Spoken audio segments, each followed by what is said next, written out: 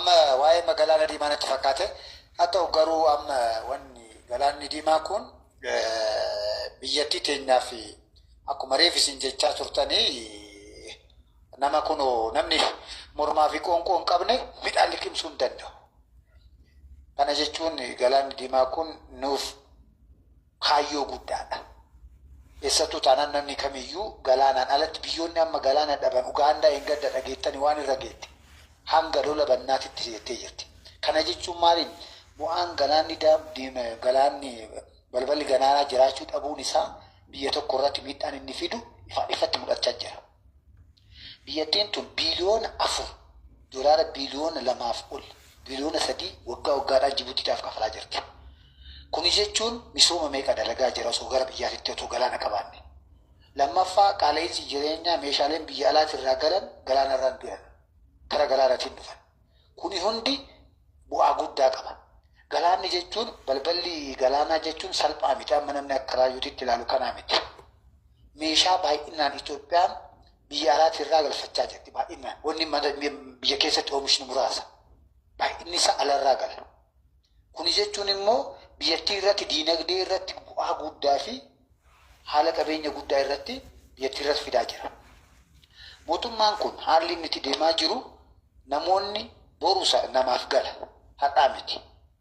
Duraan galaana diimaa balbala galaanaa kana warri duraan mootummaa biyyattii tana bulchaa jiran akkamitti biyyattiin tun akkaataan isiin itti dhabde yoo baay'ee nama jiru. Maaliif wanna duraan yoo nuti biyyattii bulchine wajjin jiraannaa yoo nuti biraa deemne namni biraa yoo ka bulchu taate akka hin taane goonaa godhaneetiin hin biraa deema. Biyyattii diddiigamtee mala dhabdeetti mootummaan kun dhufe. Amma kooliidarri kun fakkeenyaaf yeroo tokko biratti kooliidarri kun wanni inni jijjiirama inni fidaa jiru osoo argitanii biyya tokko deemtan biyyatti Finfinnee irraa kaatanii amma Finfinnee kaatanii meeqa gara Adaamaa deema waan inni keessa jiru. Magaalaa Itoophiyaa keessa waan jirtan hin fakkaatu. Oromiyaa keessa waan jiru hin fakkaatu.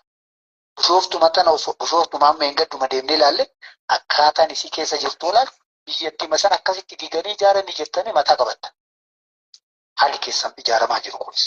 Misooma jechuun akkana. Wanna rafallatu irratti hojjetamaa jira. Qaala'insi jiraachuun hin jira sunis. Rakkoon hin jiru dhima jira rakkoollee. Nageenya hin jiru hin beekama kun. Garuu halkan tokkotti jijjiiraman dhufu. Maleekaa yookaan maleekaa yookaan nabiyyi miti barka nu bulchaa jiru. Ilma namaati. Hanqinni hin jira bara. Namni tokko rakkatee osoo waaqa ofii rabbiin ofii kadhatee waan rakkate san osoo rabbiin kadhate rabbiin halkan tokkichaan isaa kenna waan kadhatan hin ta'u obsa qabaachuu qaba. Du'aayin inni godhate sun yookaan ilmaan isaanitti tarti. Isa birallee geettu. Kanaaf yoo mootummaan biyya bulchu jiraannaan hamtus ta'e gaariis ta'e wanna ta'ellee haa ta'u aangoo mootummaa ofii hamtus ta'e gaariis ta'e hin arrabsan. Kabajaa qaba mootummaan hanga nama bulchuutti hanga ta'e haa ta'u kamiyyuu taanaan mee mootummoota dabranii ilaallu hanga ammaatitti maaliif waggaa jaasu waggaa macaa tarmii tokkicha osoo hin bulchiin mootummaa kanarratti uummanni ol ka'ee iyyuu jalqabe akkuma maali hojjettan mee Haile Sillaasee Haile Sillaasee waggaa 46 bulte uummanni Oromoo dubbatee beeka jalumatti bule Dargiin waggaa 17 bulte uummanni Oromoo dubbatee beeka jalumatti bule. Yaadi waggaa 27 wayyaaneen nu bulchite. Dubbatee beeka uummanni Oromoo hin jiru. Amma Oromoon aangootti dhufnaan maa iyyuu jalqabeetti haatu kun ifa. Maaliif namni tokko yoo kun akkasitti wannoon taane maaliif iyyuu jalqabame akka waan Oromoo biyya bulchu asiin dura aangoo qabatee biyya bulchu akka hin dandeenyetti ilaalamee akka tuffiititti ilaalameetiin sanaaf fayyamuu jalqabe. Laga Abbaay kana piroojeektiin laga Abbaay biyyattii walakkaa piroojeektii biyya Itoophiyaati. Walakkaa qabeenya walakkaa Itoophiyaa yoo osoo herreegame Abbaay matu fida. Kana fixuu xumuranii geessuun akka waan piroojeektii Itoophiyaa walakkaa xumuraniititti. Kunumtu guddaadha. Riiformiin godhamaa jiru waa hedduu. Mootummaan akka namni biraa kana isaa dalagu waan barbaade gochuu danda'a. Osoo cinaa isaa dhaabbatanii osoo isaa cinaa dhaabbattee namni inni dalagu kun waan inni dalagu kun mee osoo namni tokko bara yoo ajaa'iban itti ta'u kan mana ofii bulchuu hin dandeenyetu asirra ba'e afaan bana. Mana ofiitu bulchuu hin dandeenye bara. Maatii ofiitu qalama basachuu hin dandeenye tokko. Sanumaa bulchuu hin dandeenye maatii ofii keessatti ilmaan isaatu sirriitti qabatee jiraachuu hin dandeenye namni. Biyya kana gaagana gabu. Amma fakkeenyaaf amma Dr. Abiy amma namni tokko nu jira. Dhugaa yoo walitti nu taate Oromoon amma bilisa argattee nuti ammoo manni Oromoo nagaan jiraachuu dandeenyu hanga mootummaan Abiy kun aangoo irra jiru. Dhugaa isinitti hima. Osoo amma inni achirra nagaa maaltu nagaa isin wajjin isin diddanii miti hoodhaa jedhee osoo biraa deeme maal gochuu danda'a namni mee? Eenyutu hin bula? Akkuma biyyattiin keessa jirtu ilaalama bara. Eenyutu bulchuu danda'ame? Naannoo mana qabu jiraam? Wanna kana sirreessuu irratti namni ibaluu kana jenneeti paartiin kana jenneeti biyyattii tana gara seensuu danda'a jedhu nama tokkotti himamee siyaasa amma jiru keessa tokkitti waliin galu uummatuma tolfita. Kanaaf ammas taanaan Oromoon carraan inni argate mootummaa kanarratti barcuma wal jalatti qabuu dandeenya jedha. Waan tokko jedhee geessaan. Aangoon warri siyaasa irra turan obboleen culatanii beektu. Asiin dura waan tokko dubbatanii jiran. Waan jiru hunda haasa'an qabsoo keessa turan aangoonni kun. Kanaaf waan inni isaan jiran maali? Mootummaa kana barcuma jalatti qabneetiin teessisuu qabna. Ormi keessa nuun jettee nuti immoo hinnaa nuti jechaa jirra. Nutti galchuu himaa jedhan. Kanaaf Oromoon amma waan qabate kana sirriitti sirreessee biyya bulchuu akka danda'u misoomsuu akka danda'u dinagdee biyyattii tana sirreessu. Akkana hamtuulleen jiraatu waliin mari'atanii sirreessan malee jalatti qabuu qabna. Yoo kun harkaa baate Oromoo jalaa baanaan boruu carraan argatu. Dhugaa jirtu.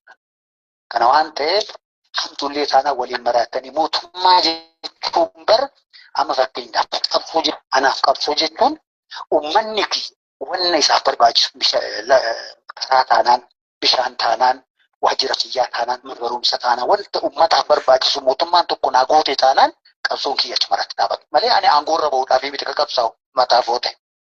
Wanni mootummaan bulchisuun wanni ani fedhu uummata kiyyaaf akka dhufu fedhu qabsaa'u sadiif yoo naa guute qabsoon jiru. Ani qabsoo barcuma qabachuu jennee fakkeenyaaf akkana yoo qabsoo kanatti yaada malee ani haga aangoorra bahuu malee kuni sirrii miti jedhanii mormuun sirrii miti.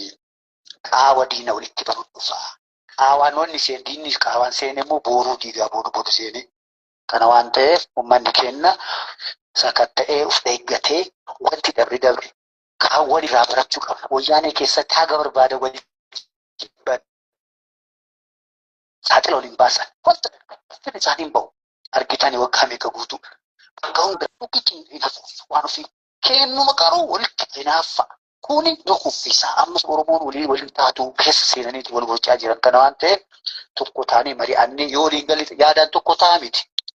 Yaadaan jecha tokkotti yaada osoo hin ta'in walii gallee waliin mari'annee waan waliin galle irratti waliin mari'achuudha.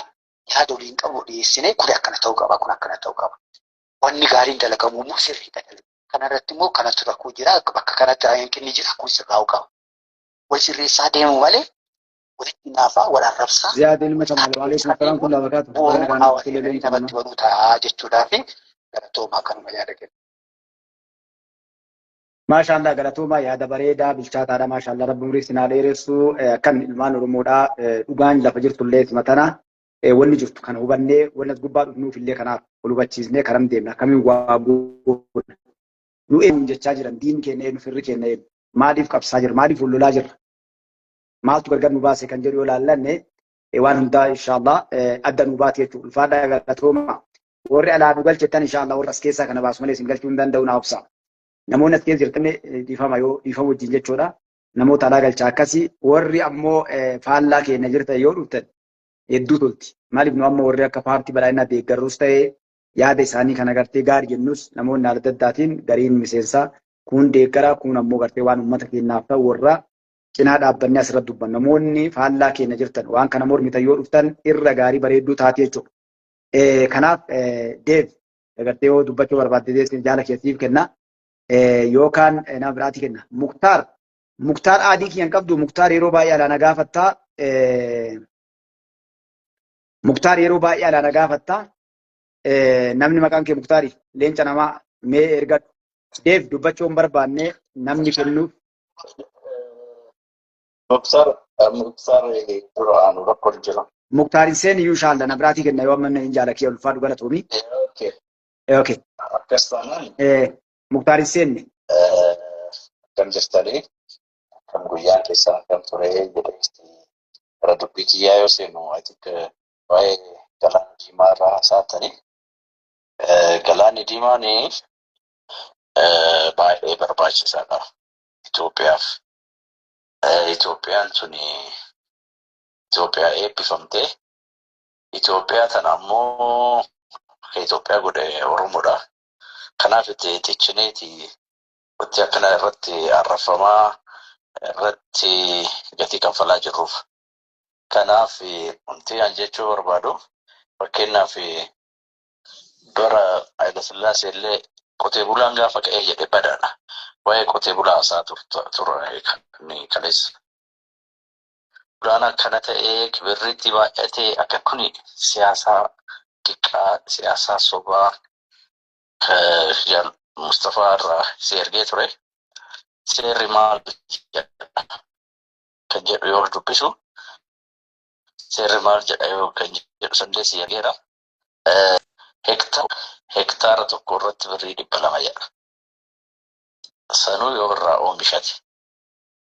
Kabraa yoo kanfalee jiraatee dogoggoraa akkamitti akka kanfalee risiitii wajjinii yoo nu fidee namni sun nama mootummaan kun akka itti fufuu badhaadhinni kun akka itti fufuu nama hin barbaanne garuu mootummaa keessa jira jechuudha. Sana akkasitti rakkoo akkasii warri qabdanii qunnamuu dandeettanii. Kan biraa waa'ee galaana diimaa kanarratti mee yaa uummata Oromoo bara kana Oromootu Oromoo bulchaaf haa xiqqaattu haa guddattu dadhabbinuma isaa waliin. Har'a Oromoon wayyaanee wajjin Eertiraa wajjin bilisummaa isiin boru nuu fiddu bilisummaa akkamiiti? Akkasumas bakkeetti tana callaa qabadhaa. Rakkoo waliin isiniin jedhe rakkoon hin jiru yaa'an jiru. Waan guddatu dhufuuf deema. Inni rakkoon dhuftu callaa as baana isiniin jedheera.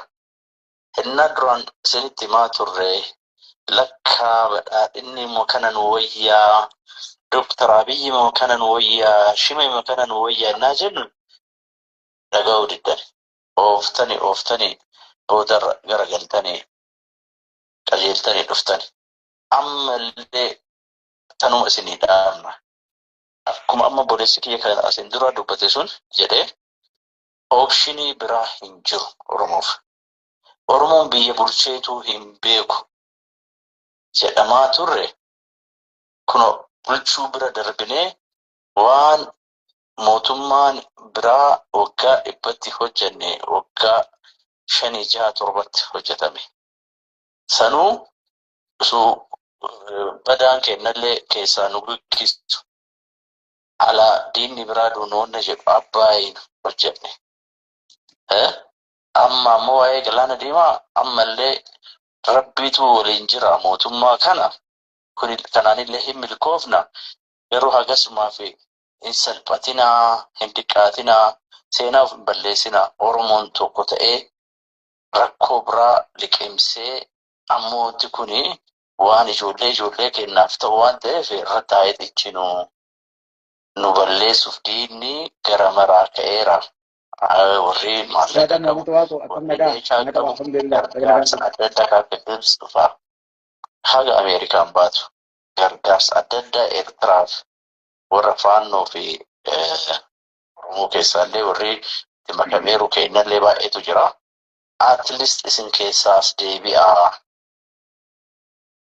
maqaa Oromoo qabdan ka afaan Oromoo haasoftan. Faayidaan sun maallaqni sun isinitti haafuu eessallee hin ga'amuu ammallee numatu moo'ataa seenaaf hin balleessinaa ijoollee keessanii fi seenaa badaan dabarsinaa jedhaa fixadheeraadha. maashaallah jazakallah khairan jaalaki yaqaal yaada bareedaa bilchaataa lafa kaa'e inshallah waan waa'ee gibiraatiin wal qabatu jaala biraan hagee inshallah poost illee isinii godha boru irratti dubbanna amma namni hedduun nama 15,000 hektaara tokko irra kafalle jedhu jira jala waa'ee kana gubbatti poost illee isinii godha borus moor qabannee inshallah isinii dhufadhe baallama isinii seene ulfaa dhugaatum jaalaki yaqaal warri gara tiktok facebook jirtan gara tiktok kootaa cufamu deema boonnaan kee kun dadhabaa deemaa jira. Akkasii kun amma namni kenninuuf inshallah duraanii abdii jedhee ture abdiin koo si qofa ka jedhu amma namni kenninuuf duratti irraa utaalee ni yaadattanii karaa irra jira waajjira bahee karaa deemaa narra utaalaa jedhanii diimaa kenninan inshallah.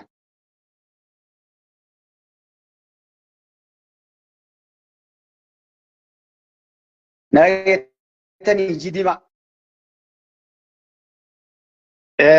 Okay. Inni agamaaf nageettan sagaleen kee nagama. Nageettanii moorii mana keessa jirtan. Okay. Diimaa yoo hin jirne nagaan na fakkaatu biraa deeman se'ee abdiin koo si qofaa kennine inshallah isaa yoo dhufan kennine akkasiin tartiibaan uf deemnaa jechuudha.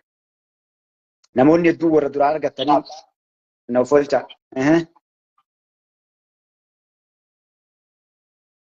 Abdiin koo si qofaa jirta? Abdiin koo si qofaa illee hin jiru se'ee okay.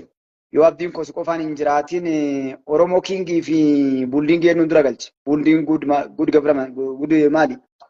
Eenyuun dura galche? Ni cita barruun gariin si qabe. Okay, ni jirta abdiin koo si qofa itti fufayyee. Buldingii anatti ibsa. Baay'ee. Okay. Ittaan jirta Oromoo Kingii. Itti fufaa inshallah. Kan itti fufu? Eeyyen. Itti fufu?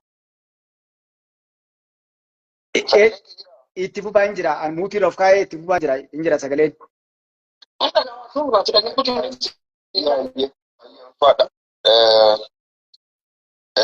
Mustafaa baay'ee nama jabaa kenna.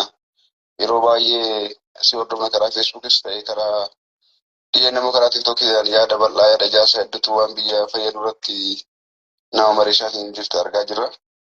TikTokis ya Mustafaa Tulluu Jaarraa jedha. Dhimma galaanaa diimaa irratti. Warri karaa Feesbuukii kan Mustafaa Tulluu Jaarraa yookaan ammoo dhugaa tokko 54. Biyya kanaaf kennu maalidha?